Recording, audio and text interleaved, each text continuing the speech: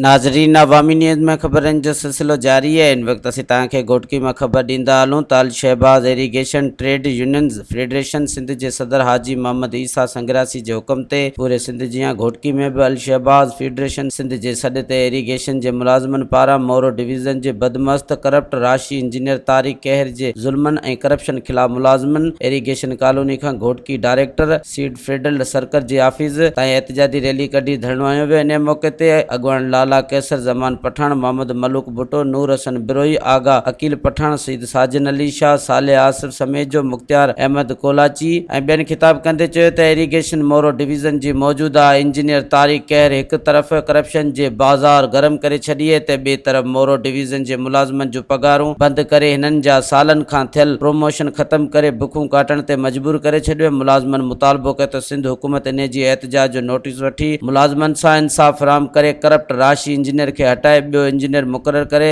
मजदूरनि मां बेचैनी ख़त्म कई वञे। मज़ीद खबरों और तफसीलात के लिए विजिट करें हमारी वेबसाइट www.awamiNewsHD.com।